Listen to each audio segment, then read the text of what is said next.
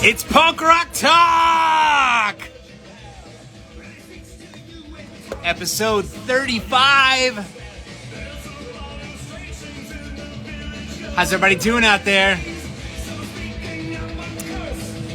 Today, I'm so excited to announce our guests are the Koffin Cats. What a great way to start off October, right? This is my favorite month of the year. I can't wait to talk about all things October and Halloween and punk rock. You're listening to Witch in the Woods by the Koffin Cats. It's on our Spotify playlist, Rebellion Noise 2022. You can find that on Spotify by searching for it or by going to the Havoc Spotify page. And then you'll see the playlist at the bottom of our page. If you haven't followed it yet, you should. We update it every Monday. And we feature the artists in correlation to whoever we're going to be interviewing on Punk Rock Talk that Wednesday. A lot of fun bands this week. Have you missed an old episode of Punk Rock Talk? You want to go back and see them? You can find them on the Havoc's YouTube channel. If you haven't subscribed to our channel yet, you really should do that too. And while you're there, tap the bell icon. That way you'll be notified every time we upload new content to our channel.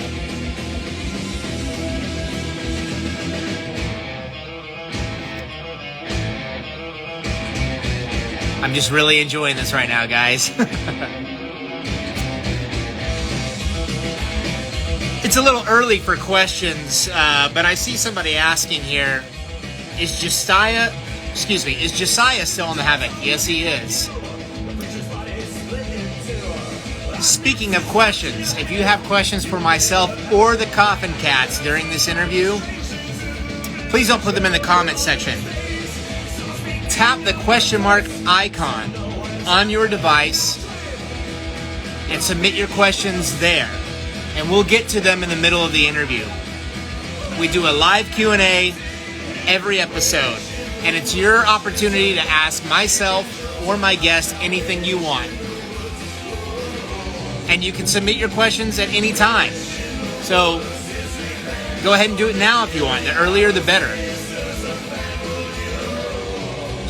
This episode of Punk Rock Talk and every episode of Punk Rock Talk are brought to you by our wonderful sponsor, Dead and Buried Inc. Are you in a band? Do you need merchandise? They are your source.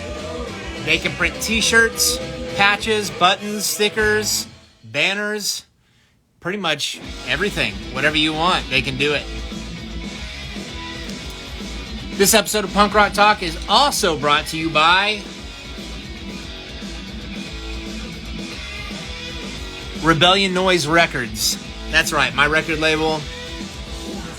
And I'm happy to say that there's a major announcement coming next week for Rebellion Noise Records. If you're not following us yet here on Instagram, you need to do that. There's a lot in the works for that, so I'm excited about the future of it. Okay. Before I invite our guest, I need to just do a quick update here. Let's see.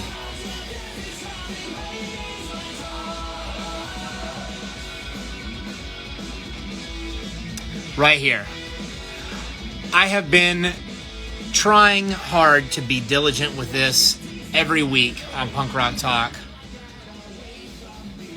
Our good friends in Oil Change, their drummer Brittany is in need of heart surgery. There is a GoFundMe page that you can find at the link in their bio here on Instagram. Unfortunately, insurance is not covering any portion of her surgery. or any of the visits to the doctor that she's had pre-surgery. There has been one benefit show. They performed about a month ago or so. They raised $500. I have seen the GoFundMe increase in the amount of donations over the last few weeks. So that's good, but there's still a long way to go. So please take a moment to check out the GoFundMe and support Oil Change, support Brittany. This is a big deal, and we want to see her happy and healthy and on the other side of this.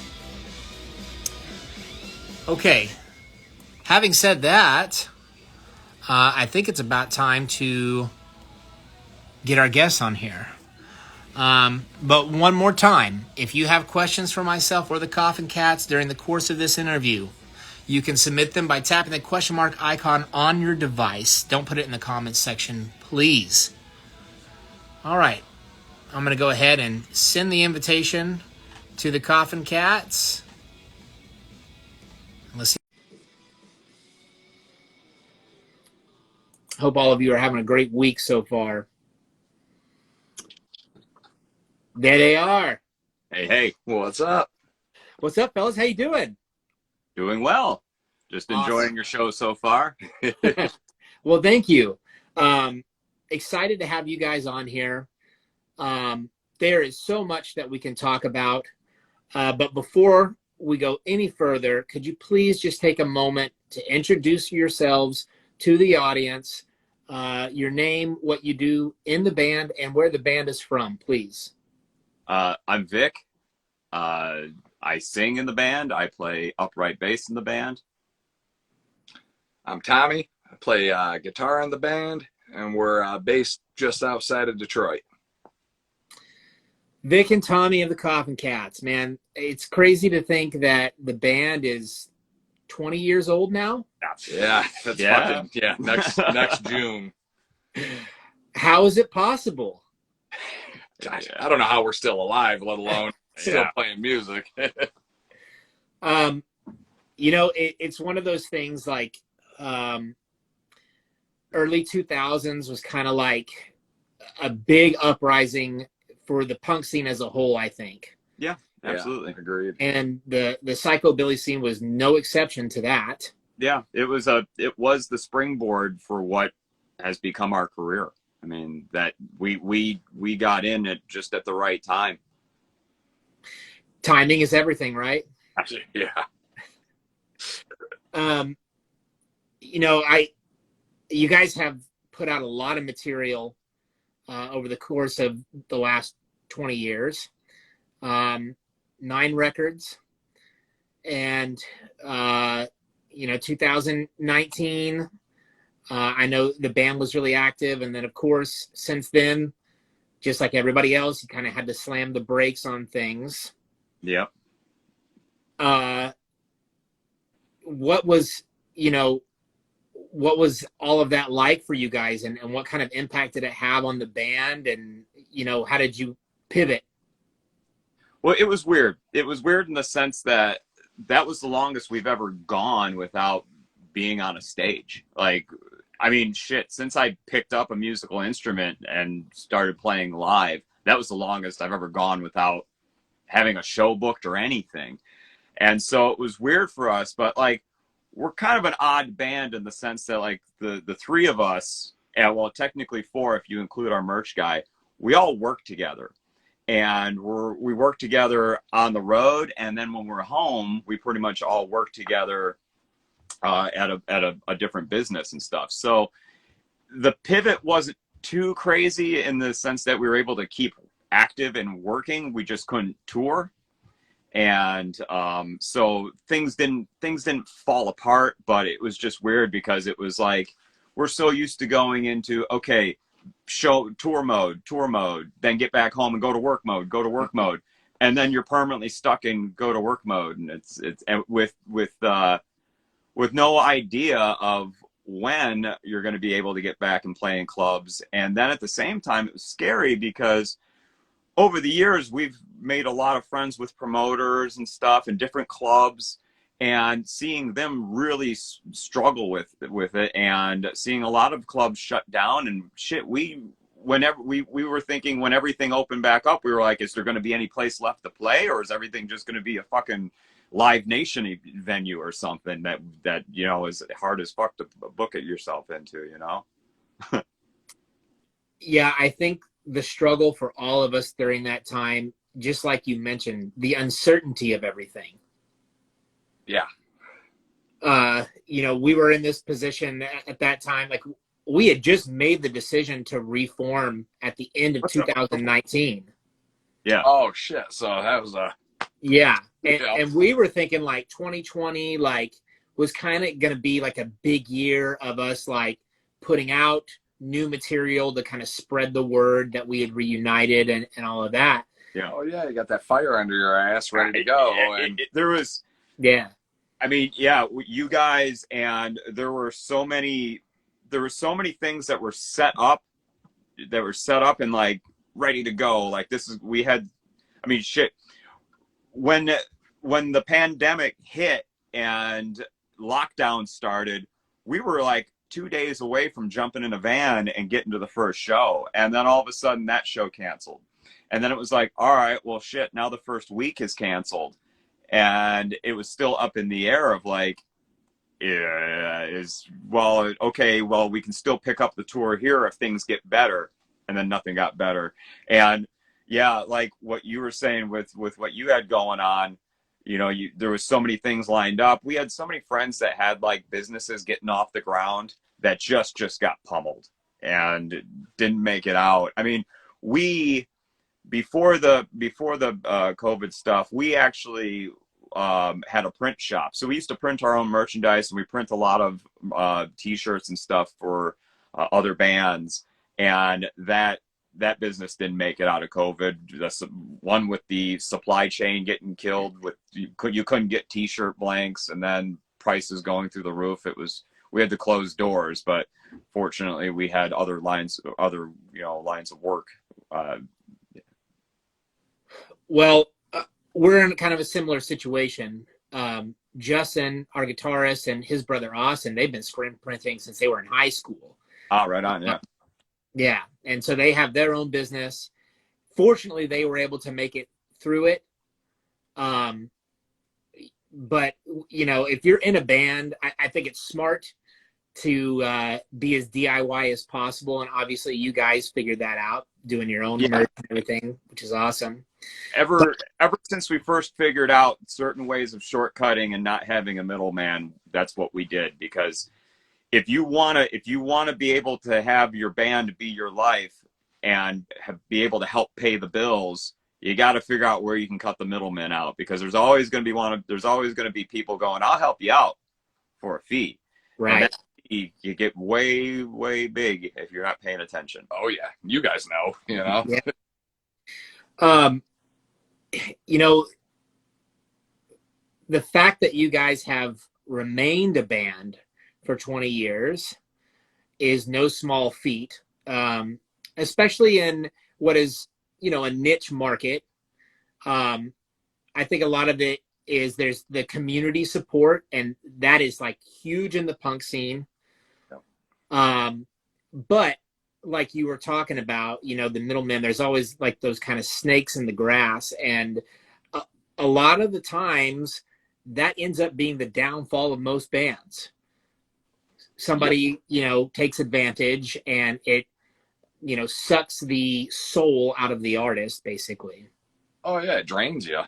Yeah. What would you say, you know, has been kind of, you know, I guess, your mindset when someone approaches you that you think might be that person? Oh, I mean, so we've been through so much bullshit with labels and stuff, and realizing when things are too good to be true, they usually are. So, I mean, that's pretty much rule number one. If things are too good to be true, And we have the resource known as the internet now. So when somebody's coming up to you, and I give this advice to bands getting off the ground all the time, like, hey, if there's like a label or something, they're offering this, make sure you see what they're going to be taking off the top. You know, make sure that you're not going to be basically opening up a line of credit that you're never going to be able to pay back with them. You know, you have the ability now to research when somebody's approaching you with a deal. Back when we were first getting started, it was just anybody paying attention to us. We were like, what's going to happen? What's going to happen? But now we're old and experienced and kind of shitty and just like, no, it's just too good to be true. Yeah. Yeah.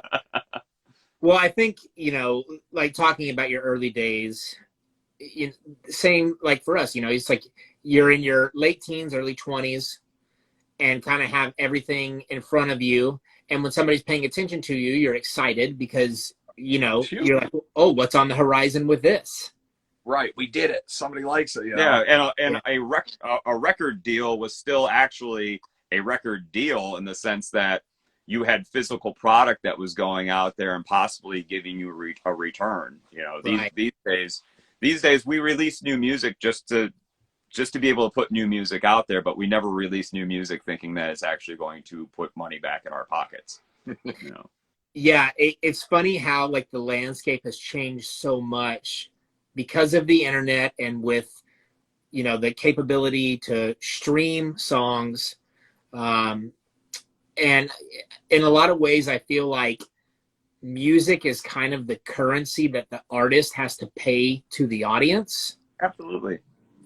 Yep. Absolutely. So I'll give an example though of how for us, we always kind of, even from the start of the band, when it came to, hey, people are getting your music for free, we always looked at it as cool because we need our shit to get out there. When we did our first European tour, the only reason that people knew our songs when we were on that European tour was because of like Napster and LimeWire and all that stuff. And it was getting shared because we didn't have any distribution over there. So from the very beginning of the band, it was like, oh man, people, you know, are you worried about people stealing your music online? I'm like, no, go share it with all your friends, please. And just tell them to come out to the show and maybe buy a t-shirt. That means more to us than a CD sale. And, so, I mean, that's always been our mentality towards it, is that yes, in the sense of like, yeah, you're not the profits of what you're going to make selling records and CDs and cassette tapes, that's long gone. But the ability to get yourself out there is immeasurable. You know, the value, how could you put a value on that? We now can, you know, put something out there and the world has access to it. You never had that before, you know, 20 years ago. So, right. I mean, that's the way we look at it. And yeah, and I think that social media also gives artists a unique opportunity to collaborate with other artists, just like we're doing right now. Yep. In order to get in front of each other's audiences. Yeah, absolutely. Similar to like bands going on tour together. Except you don't have to leave the comfort of your home to do this. Right, exactly. And in some ways, this is like a little more fun. I love getting out on the road and playing and like hanging out with bands on tour and everything. But at the end of the day, when you're on the road, it's like business. You know, like everybody's working and they're trying to make sure everything stays on schedule. This is like an online hangout session, and it's just fun. The weird thing too is like, the weird thing about tour, and especially like lining up interviews or lining up, like trying to make something happen or connecting with somebody out on the road. The weird thing is that you have all the time in the world when you're on tour, when you're riding in the van. But once you get to the show, there's always shit to do. And for as much time as you sit backstage or hang out at the merch booth waiting to play, you're busy doing that. And tour is weird because you have all the time in the world sometimes, and then you have zero time. So it's right. Hard to line up with there. You know, we got, after all these years of touring, we have, you know, friends that we basically consider family, and we have to like make sure we schedule things out to like, hey, we're coming through town at this time. Let's stop and get some lunch or something. Hopefully we can meet up, but if not, we'll do it next time. And So yeah, tour. You have all the time in the world and then none at the same time. Yeah. Right. I'd like to take a minute to talk about kind of just the aesthetic of the band, the artistic direction of the band, with a name like Koffin Cats, and the song titles. Like, there's obviously a heavy influence of the horror genre. And of course, October is prime time for that. When you guys were forming the band, was that something that you had in mind that was just like, it had to be that way? Or was there some flexibility on that? Like, whose idea was the band of this direction and name it the Koffin Cats? Well, one, Tommy and I were both big Misfits fans, and but we were also equally Bad Religion fans, equally Living End fans, Necromantic fans, Stray like Cats. we and Stray Cats. So we wanted to take and put all these bands that we like, because we listened to everything, and we weren't just like it's Psychobilly or die. It was like we want to integrate all these bands that we like into one thing. And we didn't necessarily say, hey, we're going to be 100% horror themed, because we didn't want to run out of material and have that in because you got to get real creative to write 1,000 songs about a graveyard, you know, and I don't have that much creativity in me. So right from the start, it was like, yeah, we're gonna let's establish ourselves and make our subject that we sing about rather broad. And the first two Koffin Cat albums were actually kind of written at the same time. So the first album that came out had more of a science fiction horror theme and all that, but lyrically, we had a whole shit ton of songs that were just kind of spanning everything from boozing it up and having a good time to science fiction to just everyday relatable life problems. I mean, yeah. And the name specifically, like, whose idea was that? What inspired the name? So Tommy and I, we started jamming together in his basement in early 2003. And at that point in time, we didn't have a name for the band. And simultaneously, I was hanging out with my friend Sam Wolf, who's our good friend of ours to this day, and he's our tattoo artist. Yeah. He just did the goat on the back of my head that some people may have seen. But him and I were hanging out, and it's funny because we actually were having conversation about cliche psychobilly band names. And he came up, he was like, you know what, a name I always thought about was Koffin Cats. And I go, that's really catchy. And Tommy, I need a band name. Yep, sold. There you have it. You know. Yep. Yeah, it rolls off the tongue nicely, doesn't it? Well, it sounds like it. I remember saying, I go, this sounds like it should have been used before. And so I got on America Online and did like a night's worth of researching, typing in different combination of Koffin Cat with Z and with S, with K's, with C's. And I didn't find any combination of it. So I was like, hey, Tommy, I think we're good to go with Koffin Cats. And there you have it. Yeah. You've got mail. Yeah. Yeah. That's how I booked our first tour, was America Online. And for those old enough to remember the America Online, you know, an instant message, you know, chat buddy or whatever, what I would do is, and it's kind of creepy, I guess, but I would go and say, like, I want to book a show. And I booked our first U.S. tour. And the way that I did it was I mapped out a route and then would hit up like Chicago. And then I'd type in the interest in trying to find friends online, like Chicago, Psychobilly, and then bands that, you know, that were in our niche. And then people would pop up and I would essentially cold call people and say, hey, I'm in a band in Detroit. Do you know anybody that books a club, or do you have any friends in a band, or would your band be interested in playing a show with us? And that's how I booked the whole first tour. I have a similar story, if you don't mind me sharing it for a Oh, second. yeah. Make me feel not the only creep. So yeah, so for guys our age, the early 2000s, like the internet was huge because it was like, wow, there's all of a sudden like this information is available to us that hadn't been before. Yeah, right. One of which was like tour posters. Like bands would post their their tour dates online, and like you could go there and see like everything, like where they're going to be playing and what venue.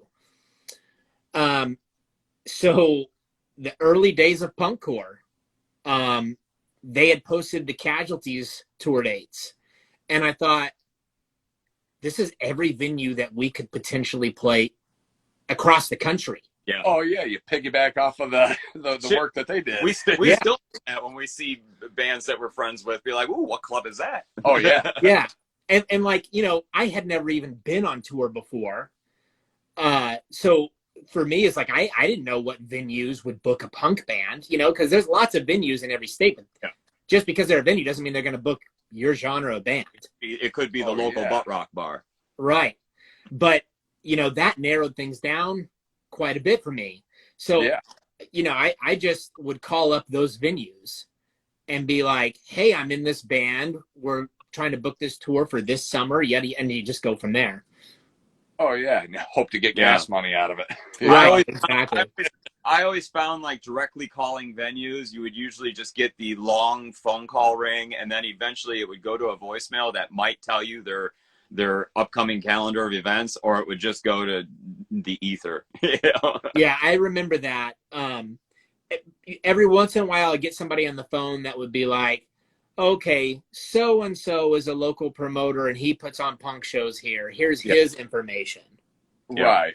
I remember, and some folks might be familiar with this place, but the original Creepy Crawl in St. Louis. I remember I was so stoked. I still remember calling them because I had tried to email, and never heard anything back. And finally, like, I seen they had a show happening, and I was like, okay, it's 7:00 St. Louis time. They're probably opening the doors or whatever. I called and got the bartender, who then gave me the booking person's direct phone number. And I was like, oh, success, finally. And yeah. If memory serves correctly, we had a show booked there too. And we had heard about that venue like through the grapevine and like how cool it was. And we were like fucking stoked to play there. And then we got there the day of the show and the venue was closed. Yeah. Yeah. So and we were like, what the fuck? Yeah. This ain't right. So we played the original one, and then we played the second one, and then some of those guys split off and opened up. What was it? I forget. But now those guys are doing Red Flag. Oh, Fubar. Oh yeah. Fubar, and then now they're doing Red Flag and stuff in St. Louis, which is a really awesome venue. Cool. Before we go any further, I just want to take a moment to tell the audience, if you have questions for myself or the Koffin Cats, you can submit them at any time. Just tap the question mark icon on your device, and we'll get to the live Q&A here really soon. You guys can ask anything you want. It's your opportunity. So go ahead and submit those questions now. We'll get to them soon. What's on the horizon for you guys? What do you got lined up? What are you looking forward to? The next upcoming thing is we have 3 dates in Southern California. Let's see, Halloween falls on a Monday, and we're playing what? Thursday, Friday, Saturday out there. Yep. My assistant was going to have the dates and shows on his phone here. So yeah. See how hard I'm working. Right on. We're the worst with trying to remember like what it is right off the top of our heads, but I didn't know what fucking time zone I was in an hour ago. Oops. But so so we're going to be in Southern California for Halloween weekend essentially, and meanwhile, we're currently working on a new track that's going to be coming out in early December with a music video. And we're actually going to be shooting live footage. So anybody that's planning on coming out to the Southern California shows, we're shooting live footage at those shows for the music video. And we're going to play a song that you've never heard before. So you have to pretend like you know what it is. Yeah.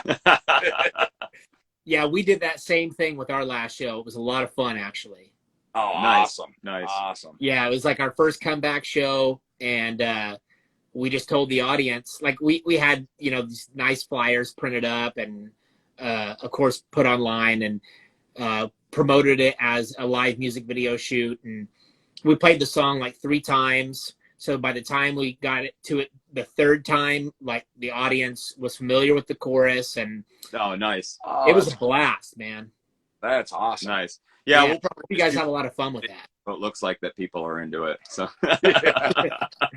Well, and Southern California too, it's like, you know, the thing that I love about Southern California is the shows are usually really well attended and just a lot of fun. The energy's always high. Yeah. I was gonna say they're always high energy I mean, shows. They're awesome.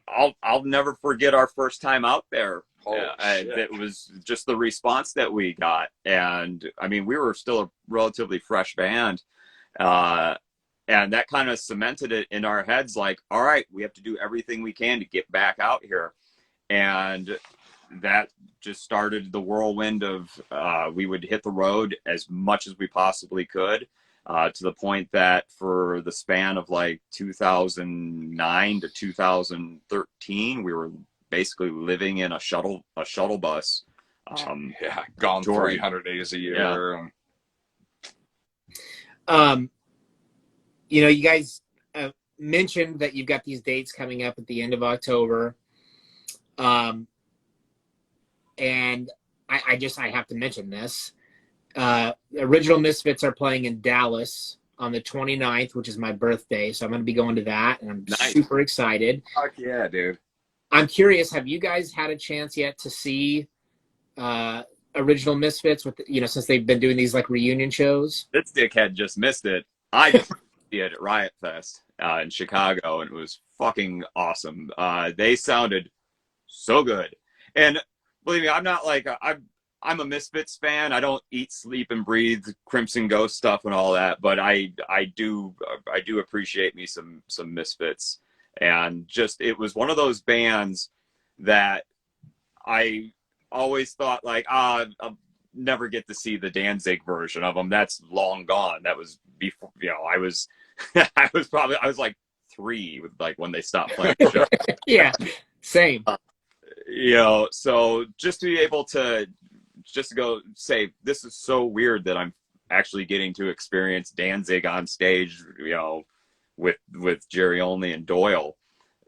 It was awesome, man. They all sounded great.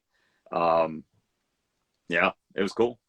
Yeah, I'm super excited. I actually have seen them in Los Angeles. One of the first like comeback shows. They played at Bank of California outdoor stadium. And it was really cool. But this time I'm really fucking stoked because my buddy John is actually guitar teching for them. So I'm going to get to have some side stage access for this shit. So it's going to be rad, man. And Alice Cooper too. So I'm super excited for that. You go try to body slam Doyle? You know, Good luck. I feel like that would almost be like running into a brick wall. Yeah, that's such a great lineup for that show too, man. That's incredible, and expect, you know, Alice Cooper for us is hometown hero. Yeah, Right. Yeah, he- man. And like, it's amazing he's still going. Yeah, I just met him last year, and he is an nicest inspiration. dude. Yeah. Yeah. Yep. Yeah, it's crazy to think about, like, these guys, you know, both bands, Misfits and Alice Cooper, like, they were playing shows before we were even born, and they're still doing it. Oh yeah, it's incredible and sounding great. You know, they're not the bands that are like, man, you should have hung it up years ago. Right. they're coming out there as fucking powerhouses. Well, what you have to appreciate about Alice Cooper is the fact that that man doesn't have to step on another stage in his life. No, I mean, he doesn't have to do it.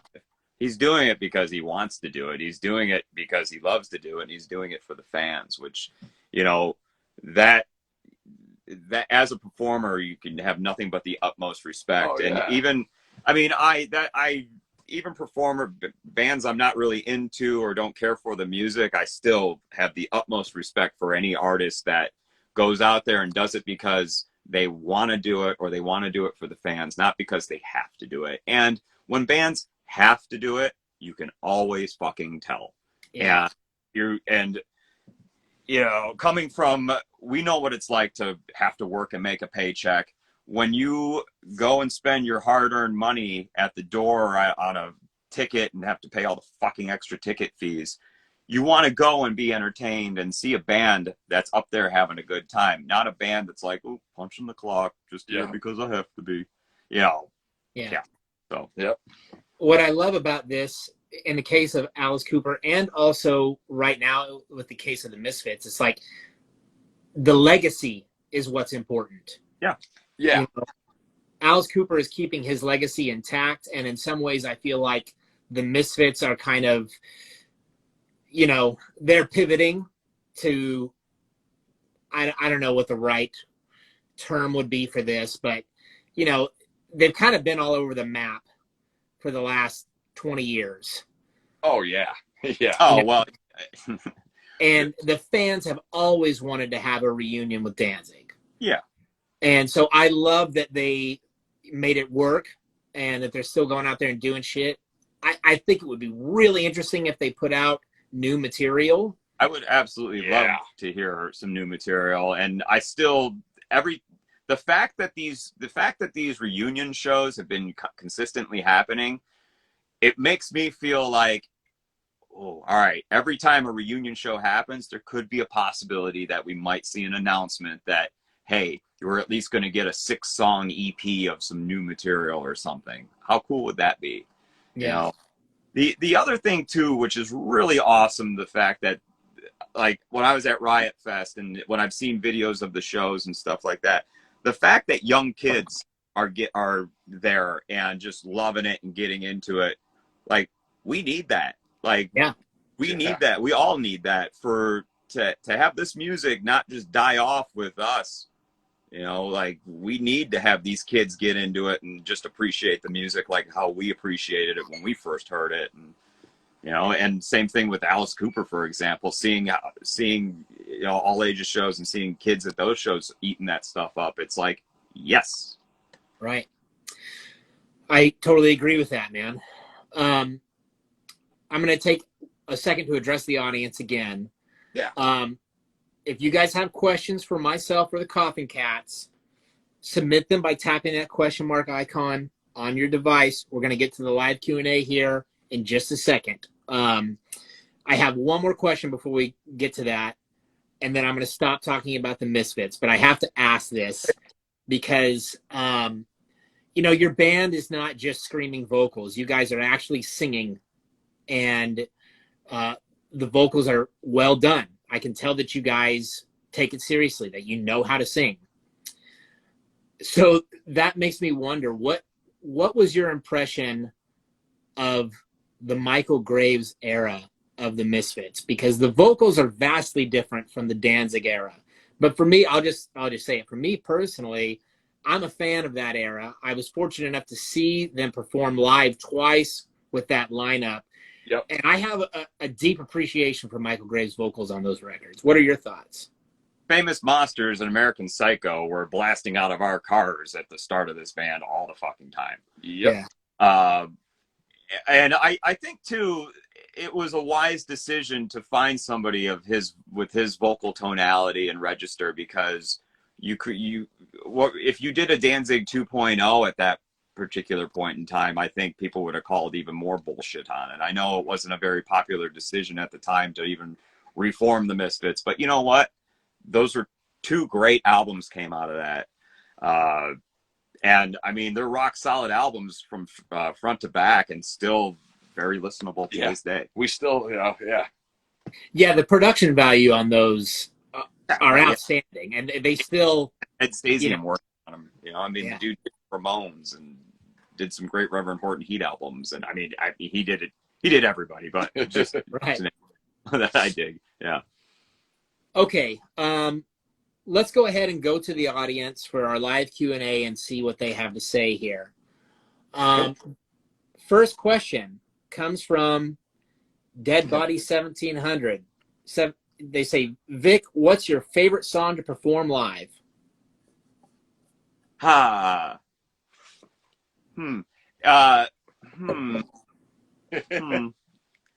Well, so it changes, and it's usually a newer song because it's not one we've done 100 times before. But it's a newer, right now for me, the favorite one to perform live is a track we have called Midnight that was on our last EP, because it's a very challenging song and it keeps me on my toes. Yeah. not that the other shit doesn't keep me on my toes, but right now it's Midnight. But I also, I love to perform Graveyard Tree because that's one that the audience always sings along with, and it's really, you can kind of gauge the kind of night that you're going to have when you see how much the crowd is getting into that song. You're like, all right, we got a singing audience tonight. And yeah, so ultimately, I guess Graveyard Tree would be the song, and that's one of the ones that we've been playing the longest. On that same note, what would you say is your favorite new song to play? Well, Midnight off the last EP. I think we're going to keep that in the set list for this next upcoming tour. We try to, so when we put a set list together, we're one of those bands that, like, we're not going to roll into town and just play you a bunch of shit you haven't heard or play you just the new album. I can't stand that. How we operate in this band is we operate how when we see good shows from other bands, we're like, oh, that show was awesome. And why was it awesome? Because they played a lot of the early stuff. And that's what we always try to do, is lean our set heavier towards the earlier material, because that's what everybody got into. And that's what everybody knows the best and wants to see. As much as us as musicians writing new material and getting it out there and you should like it, we're realistic in the sense that not everybody gives a fuck about new shit. They want to hear the old stuff. So we lean heavily on playing the old stuff. That is absolutely true. Okay, next question comes from Dustin Walrus. He says, will we ever get a version of Choke with Tommy on vocals? Shut the fuck up, Dustin. No, I'm just joking. That's came in and out of the works a few times. We're still working on it. Yeah, been practicing it for a half a year. It's technically still on the set list. It just gets exited. Yeah. Yeah. No, yeah, it's tonight's just not the night. Yeah. And then same tomorrow. It's a song that Ian, that was playing guitar when I parted ways with the band, when you took your sabbatical, I needed a 6-year nap. But he played it and sang it, and just throughout all my years, like, I can do backups all day, but trying to just sing a full song was just never in my range. Why do you think I had to become the singer? Right. Yeah. So it's in the works again. I've been practicing my ass off trying to sing and play at the same time, and trying to know the words to songs. That's always a fun one for me. I could sing or rap a Ludacris song front to back without hearing it for 10 years, but I'll forget our backups damn near every show. So trying to put 200 words in front of me for a song is a little bit challenging for me. But so you're saying your current workload is too heavy to I need a break, man. Shit. No, it will happen, Dustin. I promise. Speaking of band practices, I'd love to know, do you guys rehearse like you're playing the show, as in you're set up facing the audience, or do you guys do like old school in the circle, everyone faces each other? No, we set up like we're facing the audience because otherwise we would just fuck each other up like each other. Yep. Yep. No, Yeah. So I'll give you a little insight on how we practice. We're incredibly lazy. We every time we when a tour, usually these days we have about a month in between doing shows and stuff. And we always say, all right, we'll get back to it as soon as we get off the road. Like, hey, next week, let's set the equipment up and let's run through the set again and just stay fresh. And it always becomes panic mode, like the week before leaving for tour, like, oh, fuck, none of us got together to practice. Yeah. And then it becomes, all right, well, we're going to run through the set. And then it becomes us going there and bullshitting, playing a song, maybe 2 songs, and then joking with each other and talking about just shit that's been going on as of late. And then going, all right, let's get a couple more down.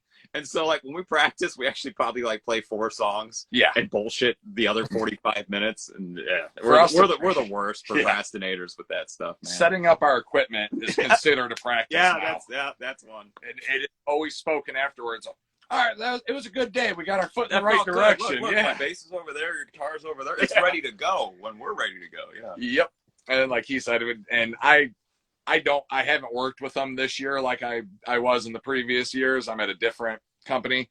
So now when we get together, it's like, shit, we're so used to seeing each other 7 days a week that we run out of shit to talk about. Yeah. Well, now that I'm not with them, it's like, you got to catch me up to speed. What did you guys talk about, on your lunch break? Yeah. And it's all, usually just bullshit, but Right.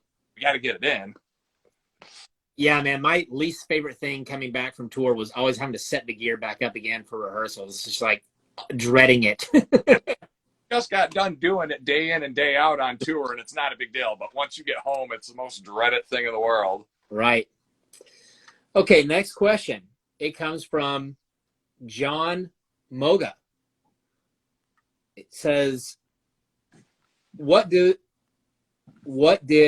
Eloises Ghost mean to you, Vic? Anything besides being a local legend? P.S. I named my daughter in honor of that song. Oh, that's awesome. John, that's really so cool. Yeah. So Eloise Asylum is actually just down the road from us. And it's a historical sanitarium with a lot of twisted history, and it's something we would drive by every day. He drives by it every day. It's going to his 40 house. seconds from my house. And it was just something where it was like, we should probably write a song about that. There's material right there. We drive by it every day. And so that's what happened. Yeah. Okay. Next question comes from Brittany A. Savage. What's your favorite song you've ever written? I would have to say probably The Bottle Called.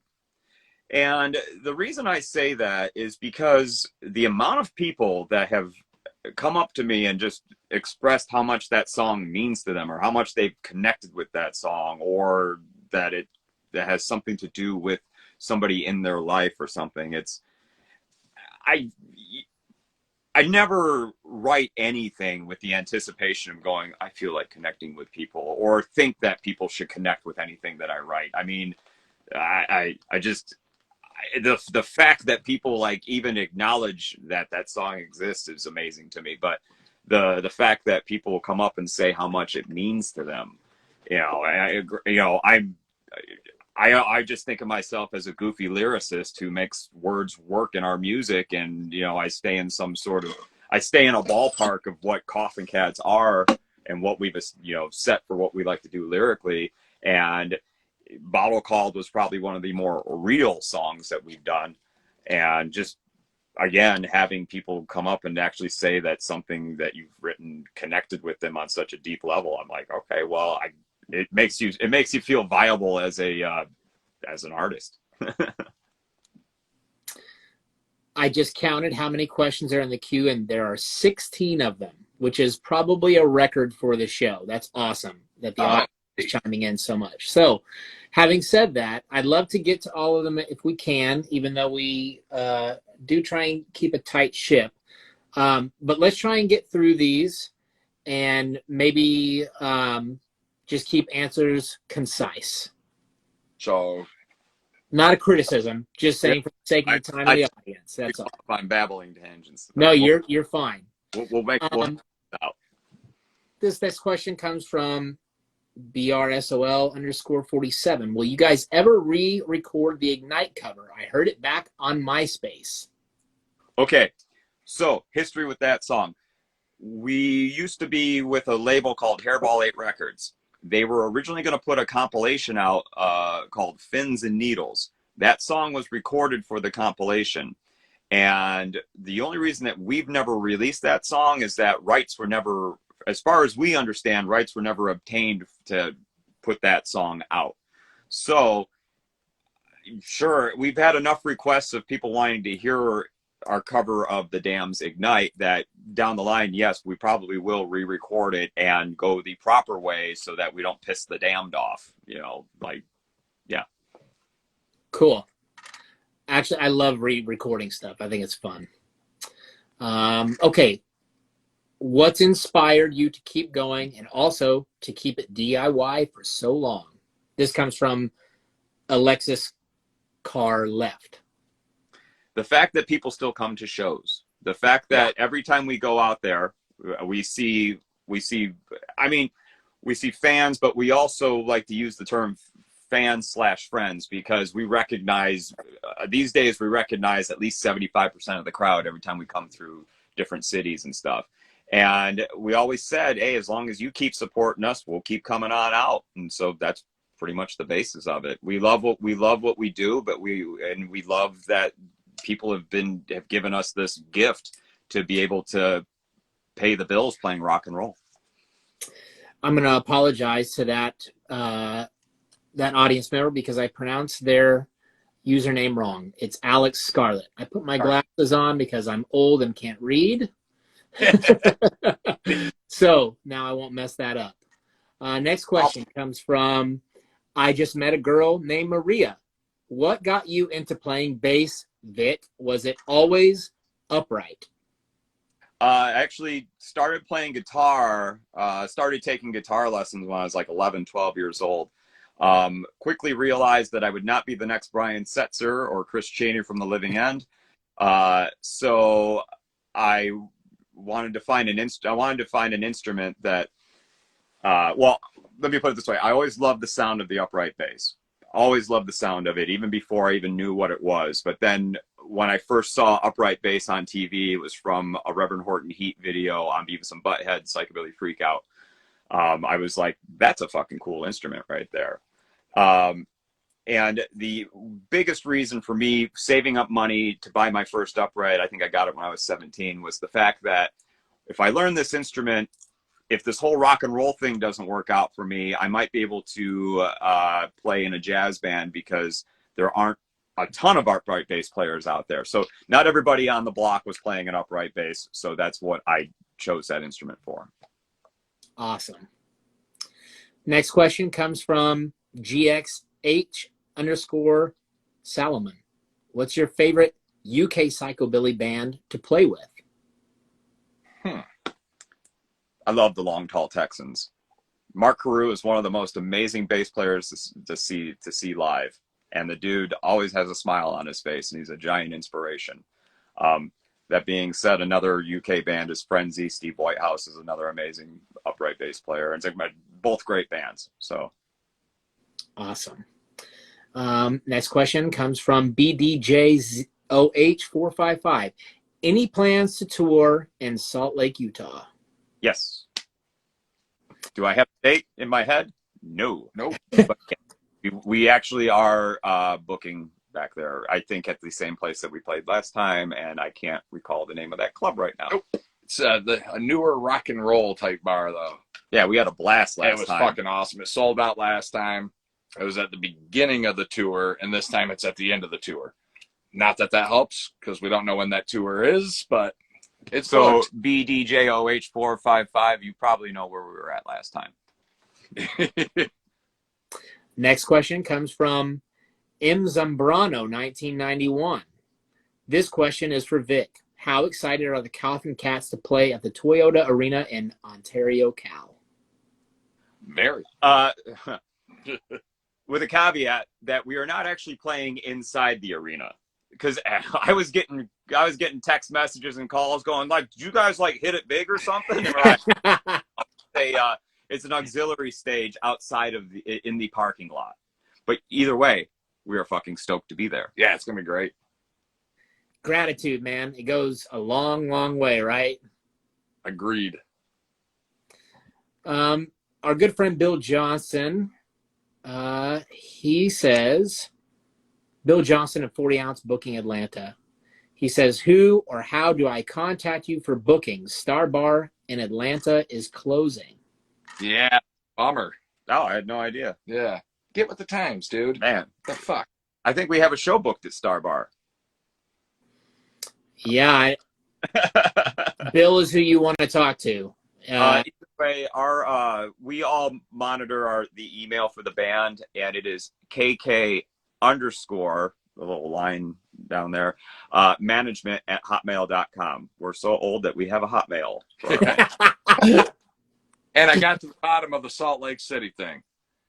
We're playing at the Aces High Saloon on December 10th of this year.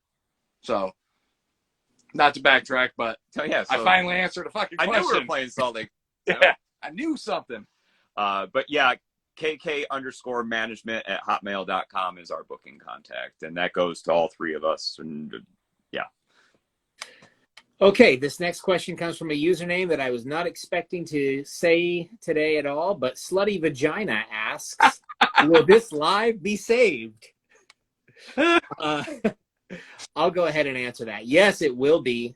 You'll be able to watch this on our Instagram page, but we also upload it to the Havoc's YouTube channel, usually Wednesday evenings when this is finished, or at the very latest Thursdays.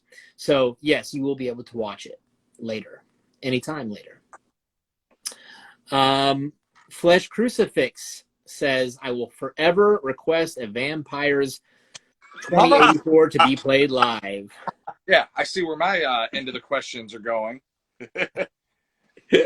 that one's I can play the guitar on that. We just we don't have a keyboardist to fill in what we need. It's one of the few songs that we're like, yeah, it'll probably never get asked to play live, so let's throw a keyboard on it. Oops. Yep, we were wrong about that one. This next question also comes from Flesh Crucifix VX. It says, no question, Tommy sucks. Hi, Vic, from Jose in LA. That motherfucker, man. Yep, scrawny little asshole. Love you, Jose. Next question comes from Lexosaurus. When are you performing in Los Angeles? A month. End of this month. Halloween weekend. Yep. I know we've already answered that, but may as well cover it, right? They just have and to. all of our tour dates till the end of the year are on our website as well, which is coffincatsrock.com. Okay, we're getting close to the end of these questions, so thanks for hanging in with me, guys. Yeah, thanks for having us. Yeah. Next question comes from Alex Scarlett. Again, question for you both. Thoughts on a split EP, and would you both do one together? Me and Vic? Yeah, I'm not sure who they're referring to. Us?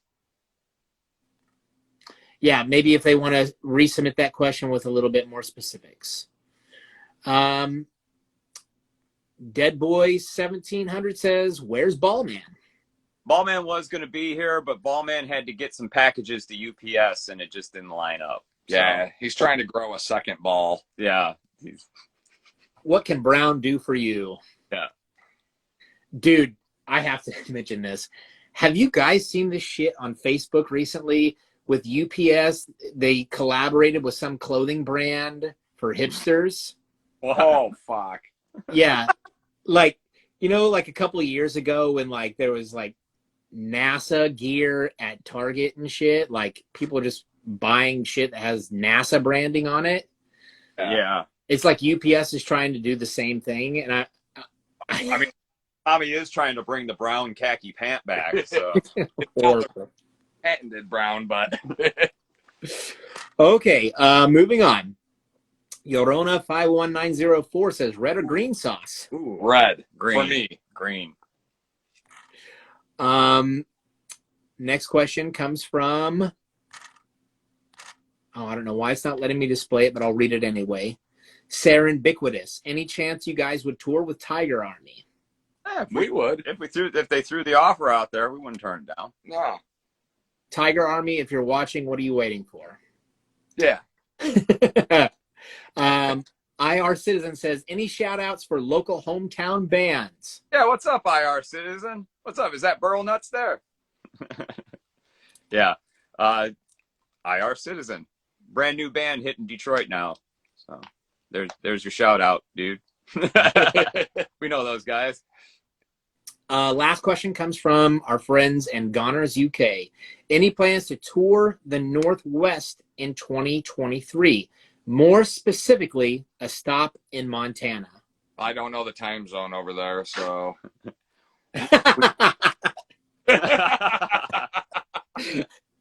The audience probably has no idea what that's about.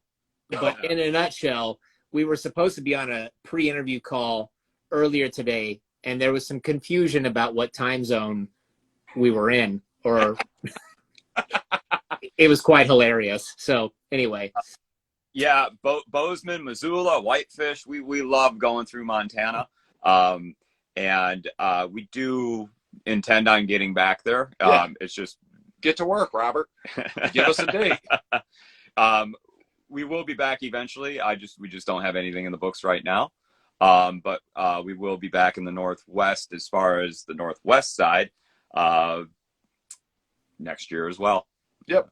Yeah, we love it up there. Rob's always great to us out there. So Yeah, Rob's a good dude. yeah, I love him.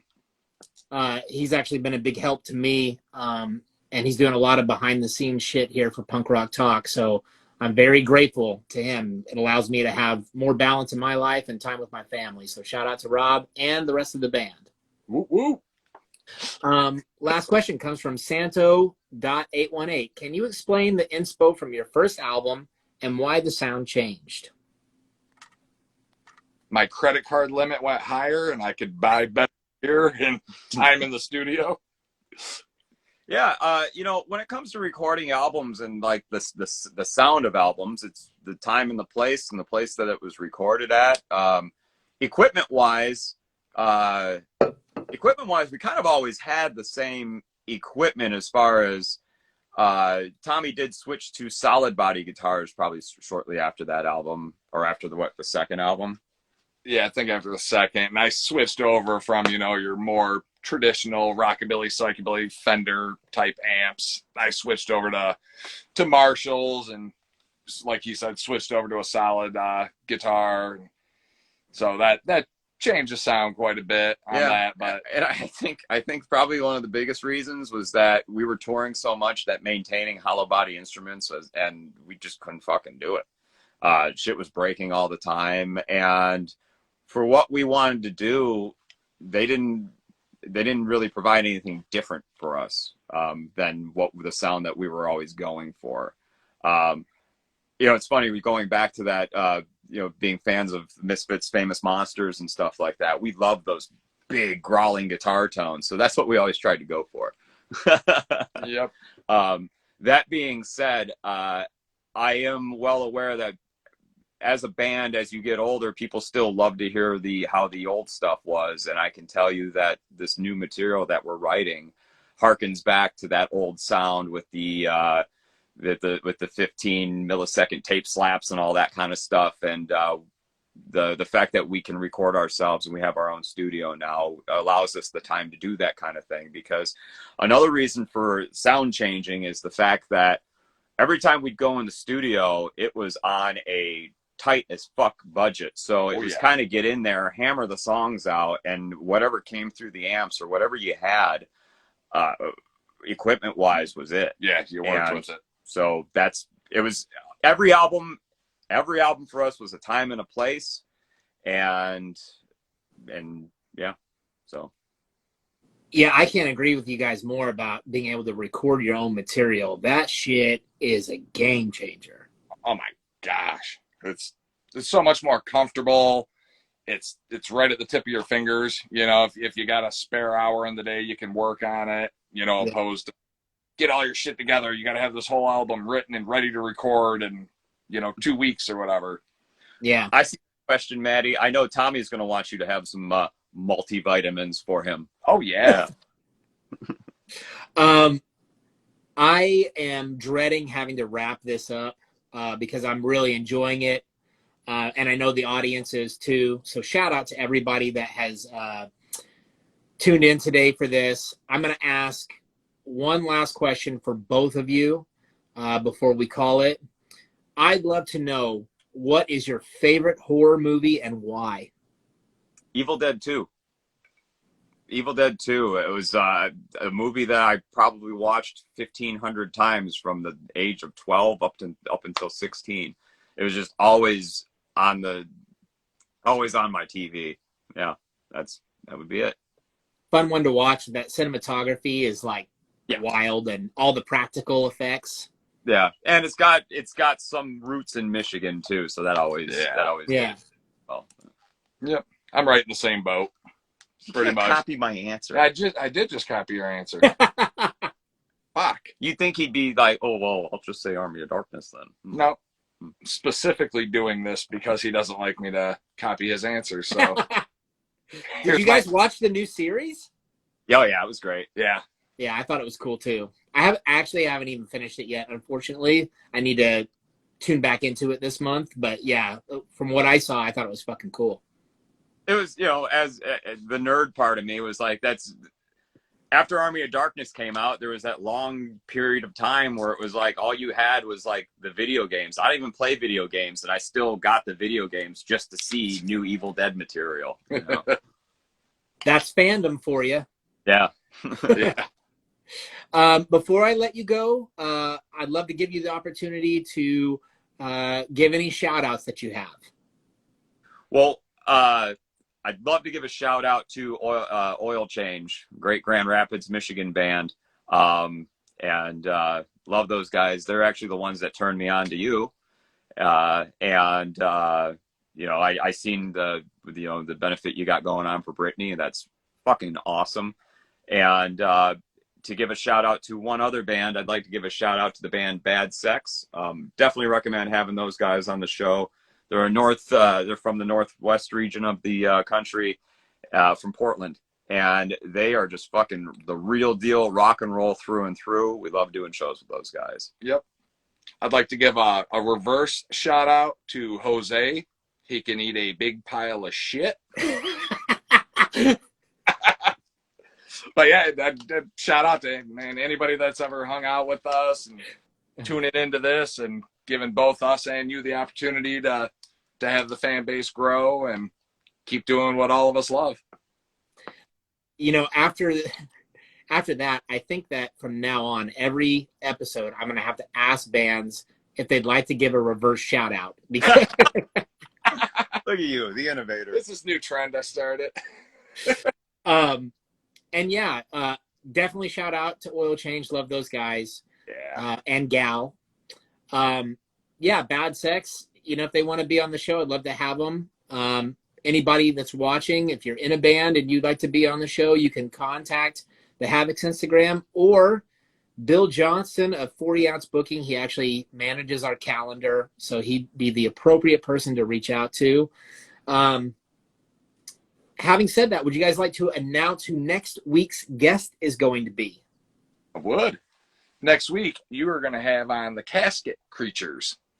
That's right. Casket Creatures next week. From Atlanta. Yep. Atlanta's drunkest horror rock band. Yeah, and 40 Fest Atlanta, it's happening January of next year. So a lot of great bands going to be on that. Again, contact Bill Johnston if you have any interest on being on Punk Rock Talk. Wherever you're at, man, this is all about the community coming together. So thanks again, guys, for being my guest today. It was fucking rad having the chance to talk with you guys about music and movies and punk rock. Yeah, fucking awesome, man. And thank you for everyone that tuned in. Absolutely. All right, to play us out, Again, this is Witch in the Woods by Koffin Cats.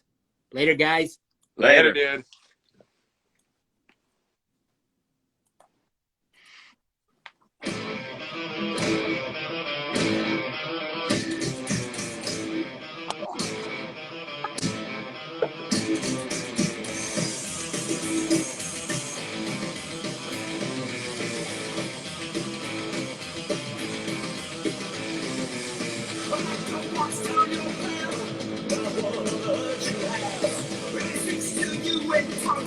Somehow you understand. There's a lot of strange things in the village going on these days. Some thinking of a curse, some know what's happening now. Trigger, all evil thoughts. We're rectified. We're reality. Witch in the woods shakes your blood. She controls your mind. Now witch in the woods.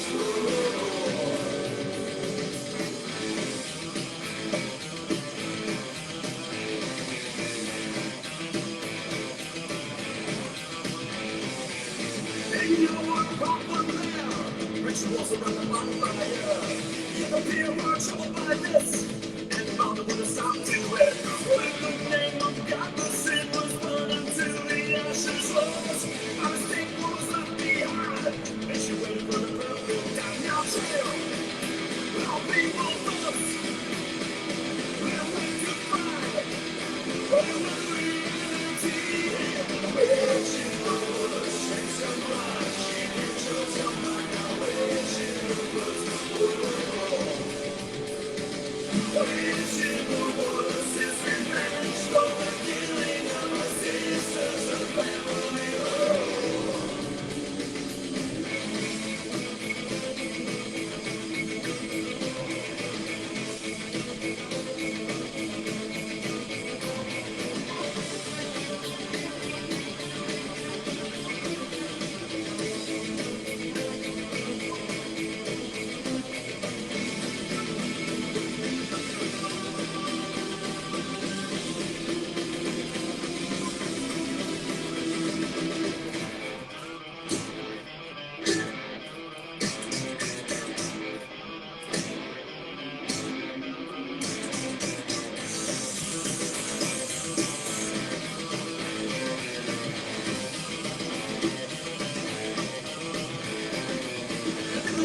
Looking at you, the preacher's body is split in two. An axe is locked in your head. You obey her every command. There's a lot of strange things in the village going on these days. So speaking of a curse, some know what is happening. Now, Trey,